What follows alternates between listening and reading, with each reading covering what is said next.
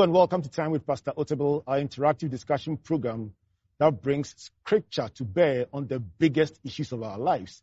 My name is Albert Okran, welcoming you on behalf of Dr. and Mrs. Otabil. Last week we began a journey looking at the seasons of life. What an enthralling prospect we have ahead of us. Today we push on from our foundational discussion, and it's my joy to welcome leading the discussion, Pastor Mensa Otabil. Doc, thank you so much for this particular series. Well, it started well last week. We trust God it will do well. It did. There's a sense of timeliness about this particular series at this time. I think so. Well, it's talking about seasons, so it has to be timely. Looking forward to a great discussion today. Amen. Let me welcome my colleagues first. Pastor Eric Hermeku. Pastor Eric, good to see you. Thank you very much, Reverend Albert. And Pastor Priscilla Nananketia. Pastor Priscilla, good to see you. Good to see you too, and thank you. Wonderful. Doc, today we'll focus on seed time. And there's so much we would like to explore, starting from the origins. So the first scriptural mention of the word seed is in Genesis 1 verse 11. And I like the quote. It says, God created a herb that yields seed and the fruit tree that yields fruit according to its kind, whose seed is in itself on the earth. Very interesting write-up. It is. What is the meaning of whose seed is in itself? And what does it say about the universal principle of seed time? The Genesis account is still in an agricultural language. And so it's talking about fruits. And the simple statement is that the fruit has the ability to reproduce, and its ability to reproduce is within itself. So if a fruit has to reproduce, it doesn't have to go outside of itself to find the power to produce and to reproduce. And it applies to fruits, but it's a general principle that what you need to produce and what you need to be great and what you need to be significant lies within you yourself. In a seed form, not in a fruit form. A fruit normally is the finished product, and the seed is the concept that produces the finished product. So God arranged our world to operate on that principle that there will always be a finished product. But if you want to be able to reproduce the finished product, the ability to do that is within the product itself. And you have to go within the product to learn how to make it work and how to make it function. So it applies to plants, but it applies to human beings. It applies to nations. It applies to churches. It applies to companies who want to achieve something and produce. So, Doc, we intend in this series to ask you questions about seed time today, then push on to the waiting time, and then the harvest time. But help our viewers to understand why the seed time is so important. The seed time is when you are nurturing the concept that will produce the fruit. And it could be a seed time in terms of finances where you are building on the investment that will yield the results. It could be the seed time for a pastor who is doing the work that will later produce the big church that he or she is looking for. It could be the same for everybody. So the seed time is when you are investing and you are nurturing what you've invested. It's a process. You don't just sow and reap. There is going to be a process. But it is that period when you are committing to making the right investment so that you can achieve the right fruits or the right results. It would then be fair to say no seed, no fruit. You may be given fruit as a gift, but if you want the gift to reproduce itself, then you have to discover the seed within it and plant it. So if somebody gives you the fruit, you eat it, and that's the end of it.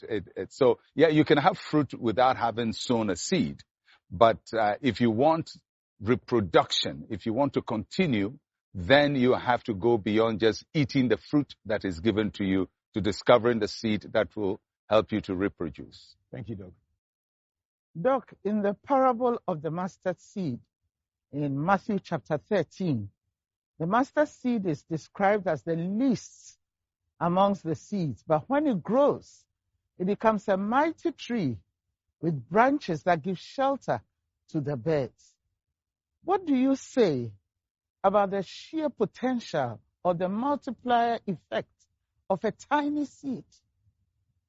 Well, in that parable, Jesus says that it's a seed that is taking. And that's a very important principle, because you can have a seed that is not taking. And to take it is to own it, to own the process that is necessary for you to produce the fruit. So in the parable, Jesus says it's taking and it is sown in a field. And then he talks about how it produces fruit later on. So many, I would say probably almost in all cases, everything great starts tiny. Even we started very tiny in our mother's wombs as a seed. And then through the process of cell division and growth of the cell, we became fetuses, and then we became viable human beings in our mother's womb, and then we're born, and then we continue growing to where we are. So that is for human life. It is the same for everything we do, whether it's a company somebody starts, it starts as a seed, a thought, a concept, an idea that has to be taken. Because many times we have the ideas, but we let them go. We lose them, and we have the seed, but we don't take it. So it's important to seize the idea, to seize the concept, to see the seed, and then make it produce.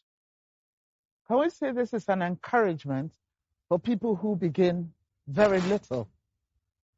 I mean, quite a few people begin big. I'm sure if you are inheriting a very rich parent, you probably will begin big. But even that big you begin with is still a seed, because you're supposed to start from there and make it greater, as we have seen in families which have grown transgenerational wealth, that a father leaves something for the child, and the child comes and makes it greater, and then the next one comes to make it even greater. So their seed may not be a tiny seed, but probably in comparison to what they grow it to be, you say they started small. Because for some people, 1 cedi is their small. For other people, 1 million cedis is their small. So whatever it is, everybody starts small. Not the same kind of small for everybody, but everybody starts small, relatively speaking. Yes, it does. So can a wrong seed on an evil seed also follow the same multiplication effect as it has happened in these cases? Yes, I mean, the bad things that have happened in the world mostly have been because somebody had a bad idea and nurtured it and caused a lot of harm. I mean, you can easily think of people who have ruled nations or empires and have wreaked a lot of havoc and pain on human life, and most of them had an idea and worked it out. So it's a principle. You know, the particulars of the principle may be different. Ideally, the seed we have must be a good seed that we are using to bless the world. But people can also nurture, unfortunately, evil seed, because the Bible says whatsoever a man sows, whatsoever means it can be good or bad. You know, they will reap it. Sometimes you reap bad fruits from bad seed. But ideally, we are looking at positive things that people should do with the seed that God gives to them. So, Doc, how do you change the trajectory in a family case where a seed had been sown before you were born and you discover it? How do you change that? I think you are looking at where maybe a bad seed, so to speak, a bad example has been sown. I mean, you come from a line of extreme poverty, a line of illiteracy. Nobody gets educated in your family. So you find breaking out of that is difficult. First, you have to understand, as we said earlier in some of our series, you have to understand where you are. Because if you don't understand that what I am perpetuating is part of a bad example or a bad value or a bad behavior, bad attitude that has been part of my family's story. And this is how it works out. You have to understand that. No matter how much you love your family and appreciate and respect them, to just understand that there's some bad attitudes there.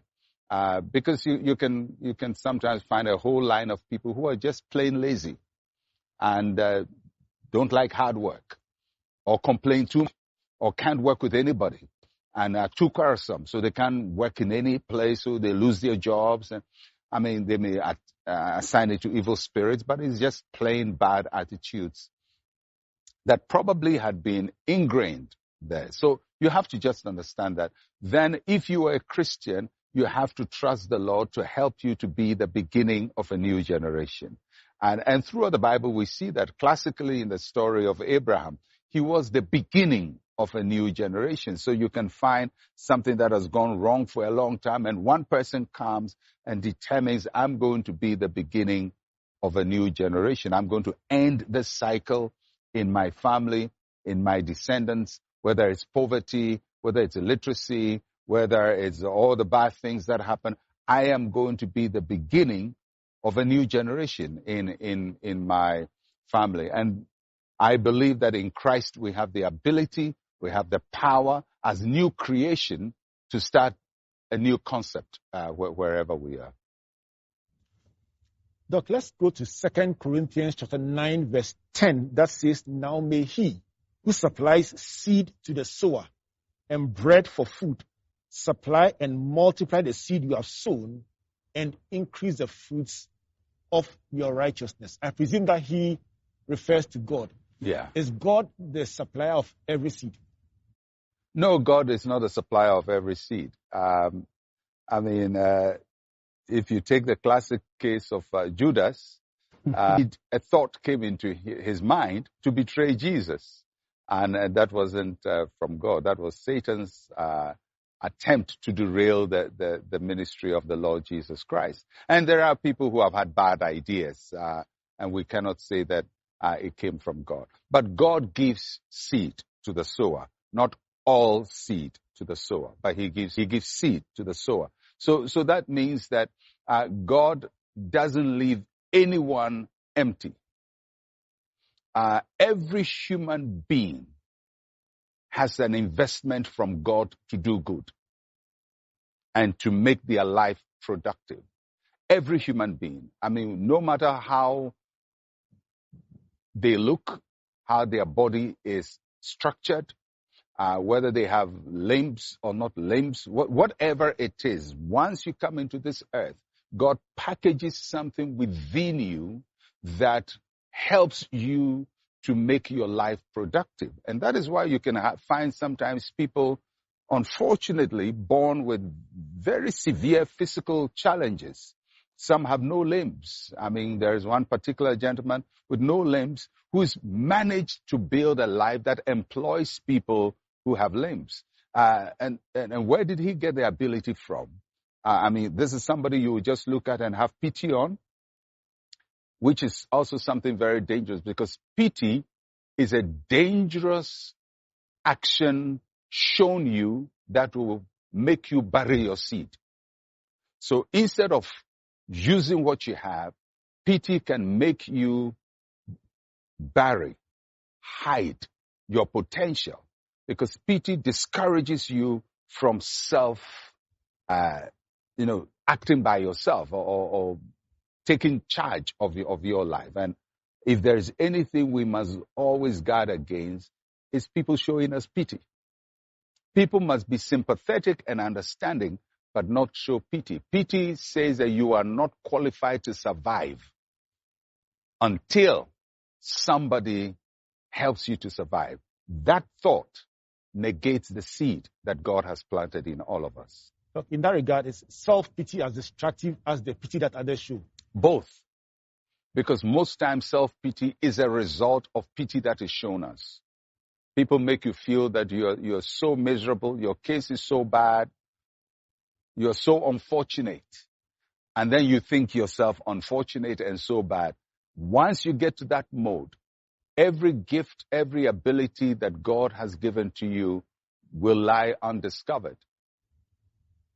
Doc, the idea that everyone has an investment from God is such a powerful truth. It is what God gave to each one of us. So is it the taking that you mentioned earlier, is that the missing link between that investment and the reality that God desires for us? Yes, because the seed must be taken. The seed must be seized.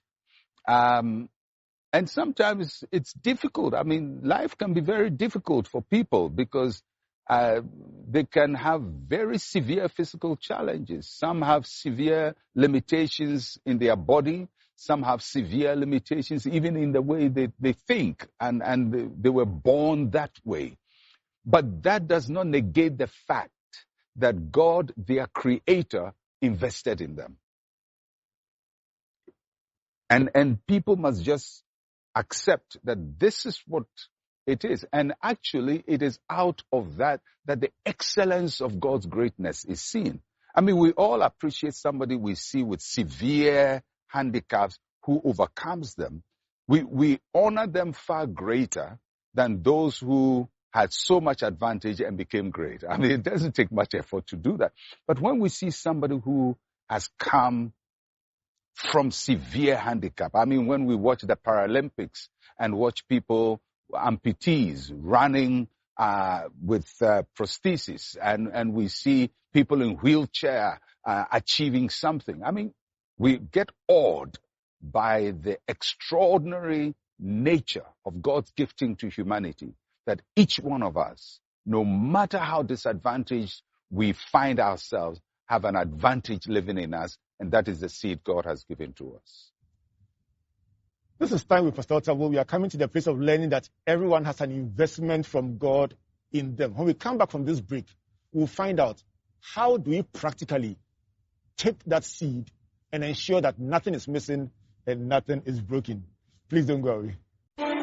Stay in touch with Pastor Mensa Otabil and receive his ministry on a daily basis. Install the My ICGC app or follow Pastor Otabil on Facebook, Twitter, and Instagram at Mensa Otabil. You may also subscribe to his podcast or his YouTube page at Mensa Otabil and hit the notification bell to receive notifications.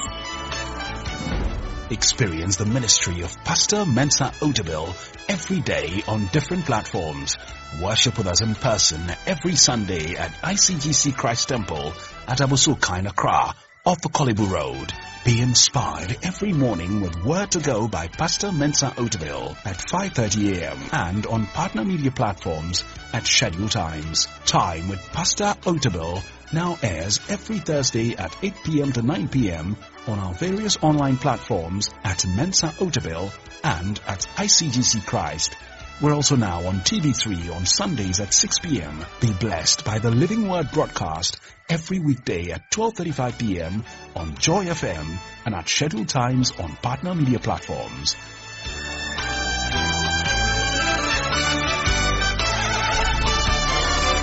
Welcome back to Time with Pastor Otabil, discussing today the seasons of life with a focus on seed time. Pastor Priscilla? Doc, John chapter 12 verse 24 says, most assuredly I say to you, unless a grain of wheat falls into the ground and dies, it remains alone. But if it dies, it produces much grain.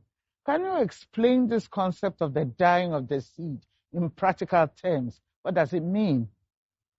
In context, Jesus was talking about himself as the grain of wheat, which must die so that others will be produced. to become children of God, because he was the only begotten son, and he had to die so that other children of God could be produced. So that was what he was alluding to or focusing on. But he used a principle that is universal. So he took a universal principle of how crops grew to apply to a spiritual principle of how he will lay down his life for us. So we can take how he applied it to his life and just look at the principle as it is. And the principle as it is says that every seed has to go through a process to become fruitful. So the seed doesn't just become fruitful just as it is. It has to go through a process of dying. In the case of Jesus, that meant he will literally die. But it doesn't mean our seeds or our gifts or our talents and opportunities have to die literally. But they would die metaphorically. They would die because you invest them into something. It's almost like if you want to make money. So you have small money. You want to save it in order to gain more money. Now, you cannot save the money today, withdraw it tomorrow. Save it today, withdraw it tomorrow. So you see the principle of a seed that is dying. It's not dying that you've lost it, but it's dying because you are not benefiting from it at a certain moment. And it's a principle of life that there are times when you don't benefit from your gift. The gift has to be trained. It has to go through a process of refinement. And at that time, you're not reaping results. And if you are a person who is instantly looking for success and you want instant success, you want to prosper, then you don't allow your gift to mature. You don't allow your investments to go through the process. You don't allow your training process to be complete. You graduate yourself quickly, and in the process, you lose the fruitfulness that should come out of that seed time when you are in a time not for reward, but for allowing the process to go on without deriving benefit from it. So can we say that in the dying process, it calls for some form of sacrifice? Yes, it does. I mean, for everybody. I mean, whether it's an athlete who is training and is building capacity and nobody knows him, he doesn't get paid for it, he doesn't get rewarded for it. I mean, most people would tell you there was a period when they were going through extreme deprivation, whether in the form of hunger, in the lack of recognition, and all of that. But they were disciplined to stay the course until the time of fruitfulness. So the seed must die, and we must reckon it as dead whilst we wait for it to grow to become the fruit we are looking for. Thank you. All right. In Ecclesiastes chapter 11, verse 4, it says that he who observes the wind will not sow, he who regards the clouds will not reap. What do the winds and the clouds represent? And how do you overcome the forces that fight us from taking our seed and sowing it? The winds and the clouds speak of adversity and uncertainty. If you just consider how difficult life is and how hard things are and how uncertain life can be, you may never plan anything long term. And seed sowing is a long-term venture. You are committing to something to give you long-term value. And if you're just looking at how hard life is, you wouldn't go through the process. I remember when I was in primary school, I had a classmate who was very fascinated with life. And, he used to talk a lot about how he wanted to live life. And I remember when we got to middle school, he dropped out of school. I don't know his family circumstances, but he dropped out of school. And he became a driver's mate. He used to ply his vehicle in front of our school, and during break time, he would come by and shout, and we really thought he was a hero. We thought he had arrived, because we are just about 12, 13, 14. And, he used to come with the little money he had, he would come and buy oranges, and we just admired that he had money on him. But I remember seeing him later in life, and his circumstances had not been good. And it just seemed like life had not treated him well. And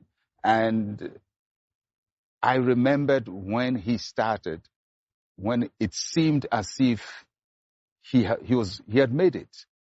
He didn't have the discipline to go through education, school, at least finish primary school, middle school, go to technical school or vocational school, and build your life. But he jumped on something, and I'm sure he just jumped, and eventually nothing settled. So sometimes people don't go through the process because either life is so hard, we want to make it quickly. We feel that, life is so hard, I need to make some money now because it's tough. But that decision will probably hurt you because it makes you abort the process for allowing the seed, your gift, your ability to properly be nurtured. So there has to be a sense of fortitude to just stand the hardships of life and allow a process to go through so that you can come out better with something that is beneficial to you and to the world. Doc, let's stay with the central theme that everyone has something that God has given them, an investment in them. And let's find some practical expressions of this in our everyday life. So for many people, the seed in their hands may look small to them. How do you avoid despising or maltreating or overlooking the seed that God has given you? It's something the Bible tells us not to do, not to despise the days of small beginnings, because everybody begins small. And we just have to have confidence that as little as our potential seems in our hands, it has the power to move mountains. It has the power to change destinies. It has the power to create an awesome reality for us in the future. We just have to trust it.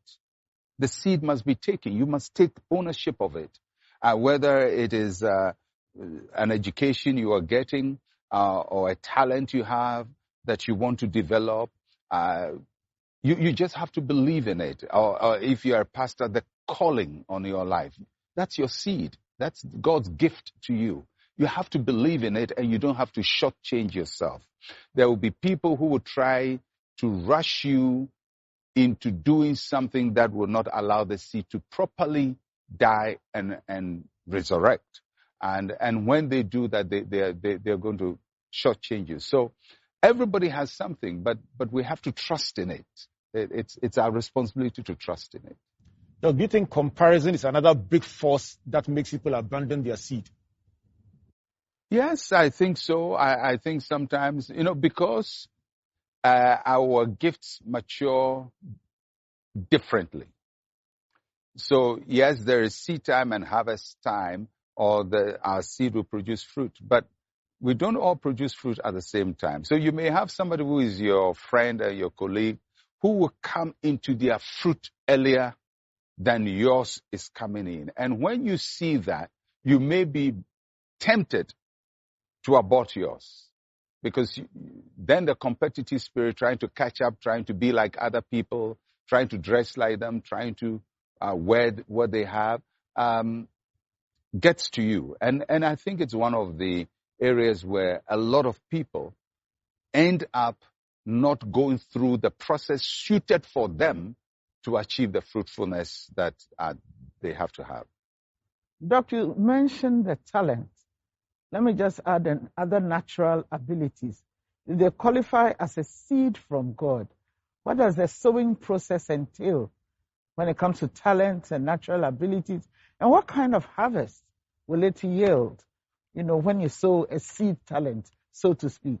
Well, everybody in life who has done something with their lives have done something because they had a talent for something. And they recognized it, that they had the talent for it. They took it. And probably they discovered it whilst they were in school, and discovered over time that they have a certain, attraction to a certain subject or a profession, and then consciously developed it. And sometimes it comes when you don't even consciously do it. I mean, it's almost as if time and opportunity comes your way, and then you just discover, wow, I didn't even know I could do this. But there will always come a point of recognition where you consciously take charge of what you're doing. So whether you're going to be a doctor, or you're going to be a lawyer, or you're going to be an engineer, or you're going to be a musician, or you're going to be a pastor, there will always come a moment when you take charge of it and you say, this is what I'm going to be. And then consciously work yourself through that. Now, working yourself through that is the time when you are investing your seed. In the classroom, you are investing your seed. And the mentors, you are investing your seed. Even in your work environment, as you start, you are working your seed. And sometimes a seed needs pressure for it to germinate. And so you may work under very, very difficult taskmasters who pressurize you. But in pressurizing you, they release what is in your seed. They release dimensions of capacity that you never thought you had. And sometimes the toughest people in our lives end up being the best gifts that God gave us to develop our talents. Doc, I find a very interesting trend these days. You find somebody to pursue a certain profession, but later on in life, they'd start doing something completely different, which is a talent of theirs. They'll say, this is really my passion. Because most people are multi-talented. So you can say they are multi-seeded. And sometimes it's easier to be a one-seed person than to be multi-seeded. Because when you're a one-seed person and all you can do is one thing, you focus on it. I mean, you have no choice, but because that's all you can do.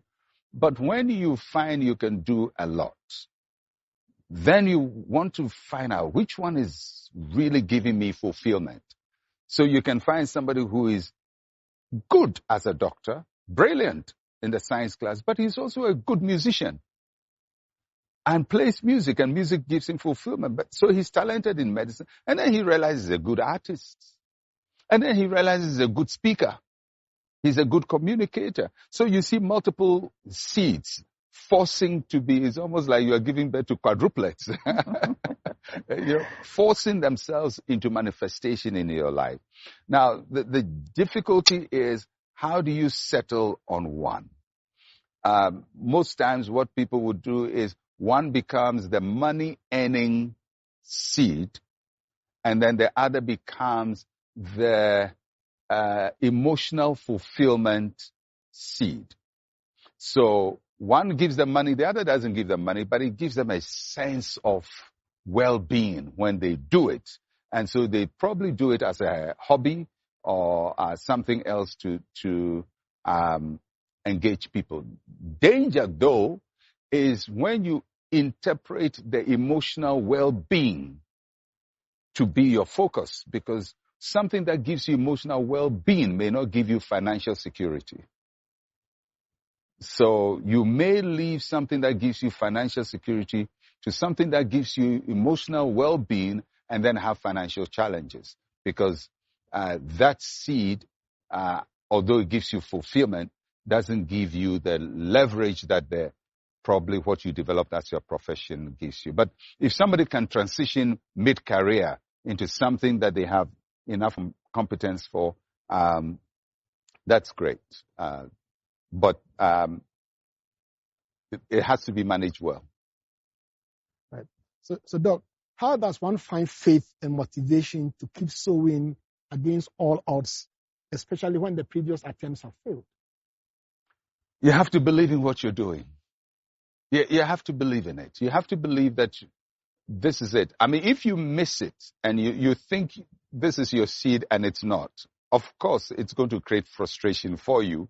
It's like somebody who thinks he's going to be a great musician, and loves music but has a horrible voice and even tonal judgment and all of that. You know, the pitch is wrong, everything is wrong, but they love music. Now, you can invest all you want into a bad talent. All you're going to get is frustration. So being able to rightly judge that this is what I have my strength in is a crucial part of what you do.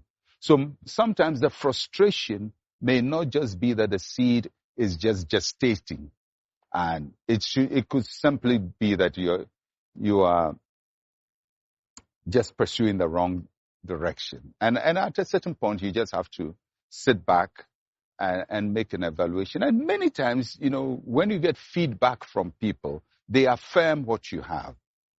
You know, and unfortunately, sometimes people will praise you for the wrong thing. But if people give you right feedback, I mean, pretty soon you're going to know that, yeah, you don't have talent in that. You don't have what it takes to in that area, although you love it and you want to be great in it. You just don't have it. Like people who want to be great footballers, and everybody knows they are just average people who can kick a ball. But beyond that, they have no talent. They can never play for Manchester United. They can pray for it, fast for it, work hard, but they just eye to feet coordination, the movement of their feet, even the muscle triggers are not there for them to get to that exceptional stage. You can't do it. You just can't do it. I love this. This is time with Pastor Otabil, breaking down the issue of seed time with very unique perspectives. When we come back from this break, let's find out about the environment, the timing. Please don't go away.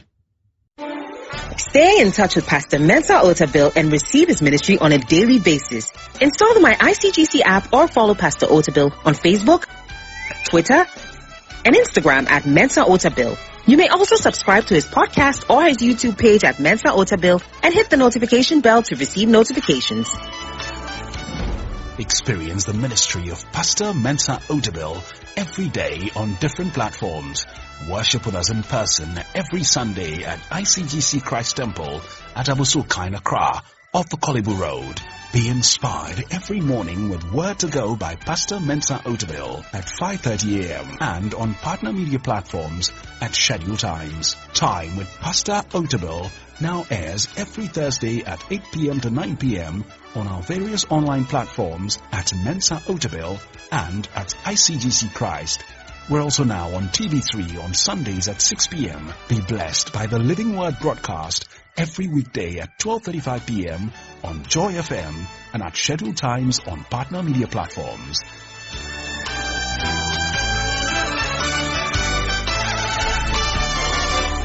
Welcome back to Time with Pastor Otabil, discussing today's seed time under the broad subject of the seasons of time.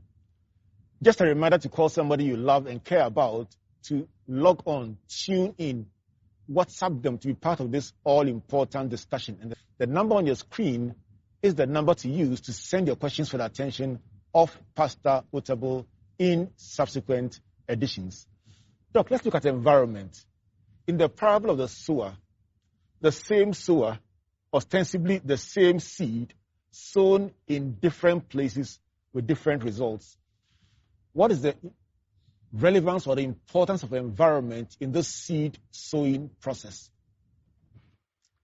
It's huge. I mean, just looking at the parable, the outcomes were dramatically different for the seeds. Some never got to start and others produced. So I think the environment is important, but the different environment, the internal environment and the external environment. The internal environment is your own attitude, or what we church people call the heart.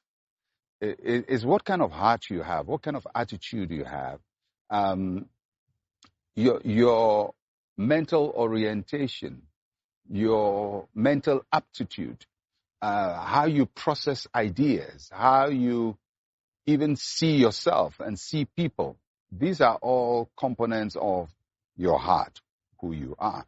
And your gift grows from within your heart. So if you have a heart problem, not a physical heart problem, but if you have this kind of aptitudinal and attitudinal challenge, and have developed either self-negating, self-defeating mindsets, then the seed, your gift, even germinating from within you becomes problematic. So that's the first issue of the environment. Then there's the external environment. Many times people focus more on the external environment. My view is if the internal is right, you can defeat the external.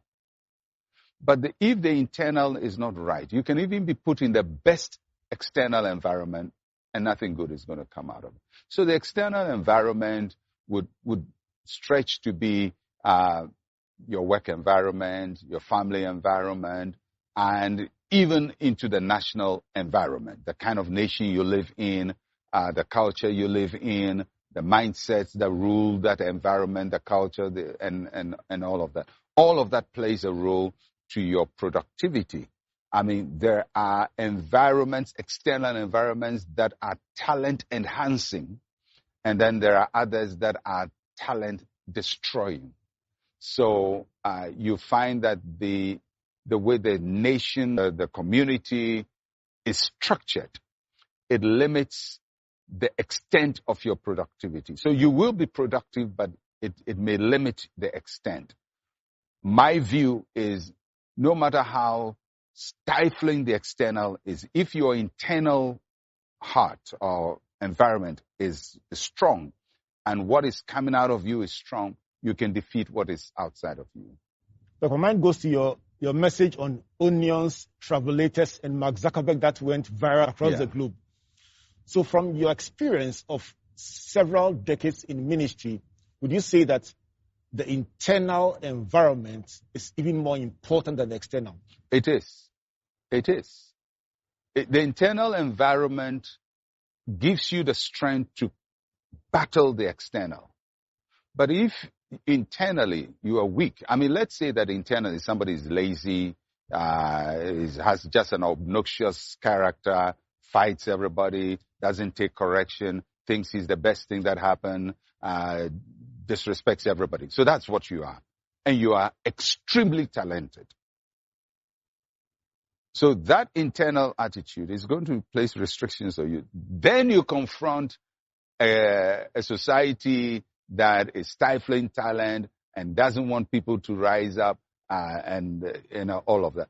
I mean, how are you going to survive? You're killing yourself inside and you're being killed from external. But if you have somebody with a can-do spirit and has a healthy sense of self-image and believing in his talent and ready to make the sacrifices and makes them, the external may resist him, but he would make a lot of progress. May not totally eradicate every problem, but cannot be stopped. Will make a lot of progress. Beautiful. Doc, how can we relate the lessons of the parable of the sower to a marriage or business going through seed time?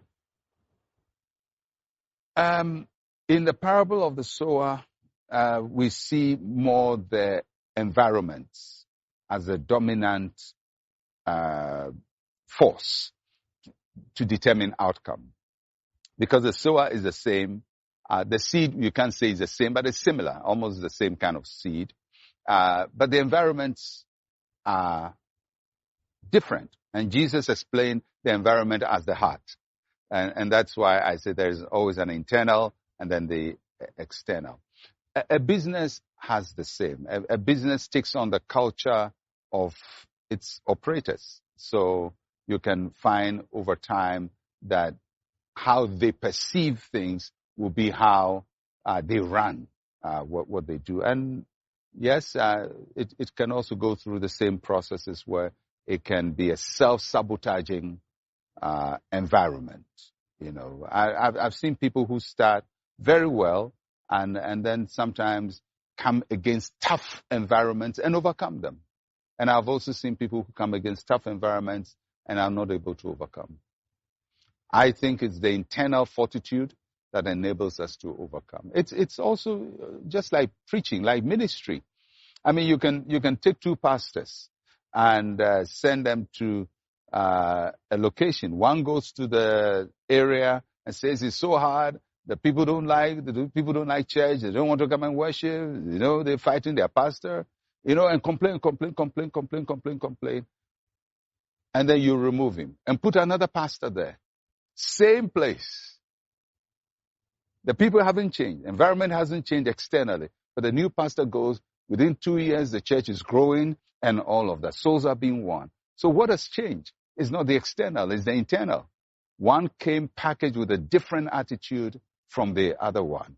And that's why when people spend time always criticizing the external difficulties they are facing, many times it is a sign that internally they don't have what it takes to overcome the external situation. Would you comment on marriage? On marriage? Yes. This lesson as it relates to marriage? Briefly. I think it does relate to marriage. I feel that when the marriage is strong on the inside, the two people are strong, they're committed to each other, they can overcome whatever negativity is facing them.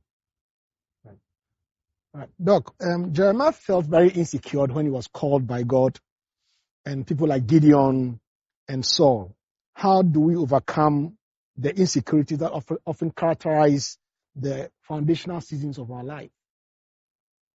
I think everybody, apart from Jesus Christ, who was very sure of who he was from the beginning. I think every human being goes through insecurities. I mean, the Bible is a very interesting revelation of God to us because the Bible paints the human condition so well.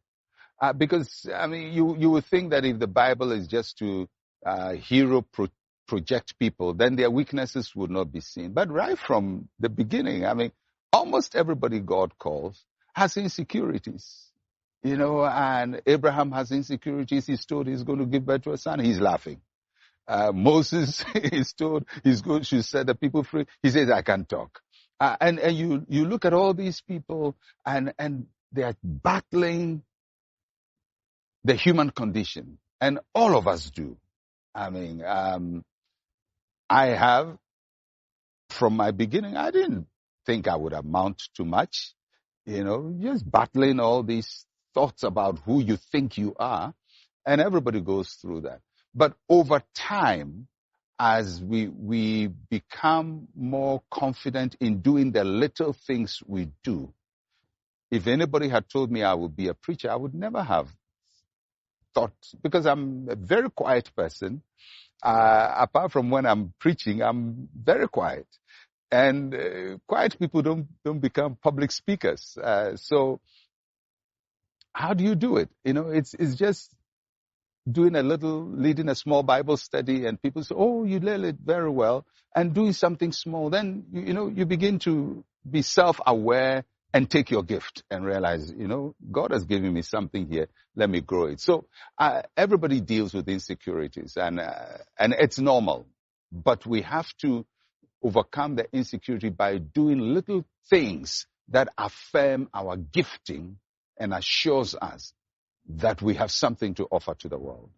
So the lesson here is that we must start very little. Start little and build your confidence in a way that helps you to take on bigger tasks and bigger challenges. But is it wrong when you are given a bigger challenge that you can say, for now, I can't do it, another season will come? Yeah, it's iffy. Sometimes you learn to swim when you're thrown into the pool.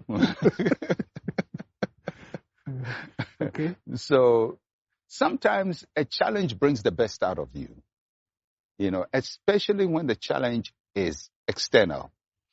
I like it when there is an external challenge. Somebody says, I believe in you. I think you have the ability, and gives you a challenge. Don't pass it up. Take it.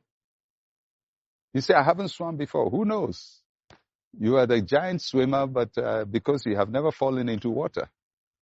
So that's where you emerge. I mean, but it becomes negative when we ourselves jump higher, and probably we want to go faster. We want to avoid certain steps in our growth. So we want to do things just for show off. Then it may cost you. But challenges are important. I mean, we can't sign off on seed time without talking about those who consume their seed.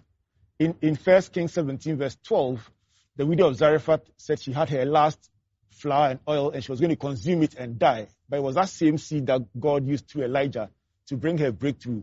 Can you speak to the issue of people who consume their seed either out of ignorance, desperation, or lack? Well, I mean, that refers to people who expand their potential just on themselves and sometimes on their own pride or their arrogance, self-gratification. So they never surrender the seed. I mean, the widow of Zarephath surrendered her seed. I mean, it's the same principle. The seed died and then it resurrected and took care of her for a very long time. So it's a principle, whether it's in agriculture, it's in business, whatever we do, you surrender what you have. You don't use it just to benefit yourself. You surrender it, let it work through the process, and then it becomes beneficial to you over time. So for everybody who is talented, don't go on ego trips with your talent, trying to prove something to yourself, to people. It may work for a while, but over time, you find your gifting will be deficient because you didn't allow it to go through the process.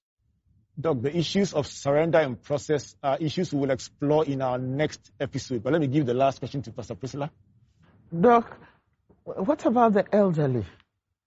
Is it ever too late for somebody to sow a seed? I have Caleb in mind, who at the age of 80 was ready to fight for his promised inheritance. Can you give somebody an assurance? Yeah, Caleb did it at 85. But, okay, 85. You know, he had already been successful. So he didn't just come from nowhere. He had a good attitude. He and Joshua went to the promised land, and they were very courageous and wanted to take the land, although the nation didn't allow them. But that eagerness had never dissipated. So you just realize that his positive internal strength had been developed, and he didn't allow it to die so he could take on challenges. For people who have done nothing all their lives, it's difficult in your old age to do something. With God, all things are possible, so I'm not going to discourage anybody. But I'm just saying it's difficult when you spend 50, 60 years literally not taking up anything bold step. You haven't really focused properly to think that at 60 you can really turn around and do something great. It's possible because with God, all things are possible. But it's also possible for people who have achieved for a while, maybe went into a quiet zone like Caleb, 40 years, and then they come and say, I'm ready to go again. And I believe such people, because the fundamentals are right in their heart, can do great things in their old age. Or people who did something in one field and later want to do something in another field. All of that is possible. One thing is certain, this is a series that is really, really opening up life in a very special way. A big thank you to you, Dr. Otabil, for taking us on this wonderful journey. We really enjoyed it. It's always an honor. Thank you, Pastor Eric, for your contribution. Thank you very much. Very instructive today. Very, very. Pastor Priscilla? Thank you so much, and thank you, Doc. It's Thank always you. a learning time for me. Thank you. Let's close out with the time in which we are.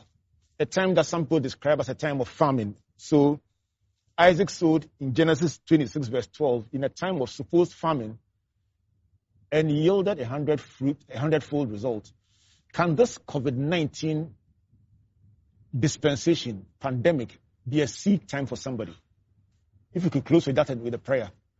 I think it should be a seed time for all of us.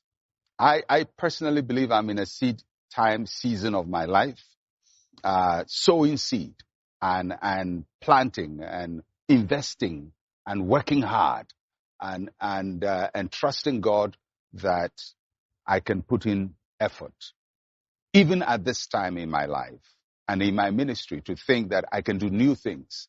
I can attempt new things. It's seed time. So for everybody who is being destabilized by COVID-19, we are in the best season of our lives.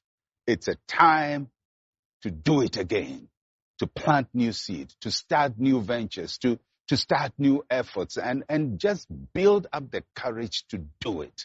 And don't tell yourself, I'm too old, it's too late, I don't think I can do it, everything is hard.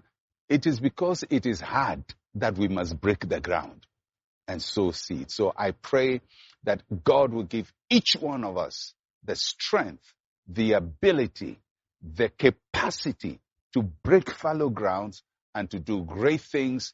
At this season of your life, you will enter the most fulfilling, the most fruitful season of your life. In Jesus' name, amen.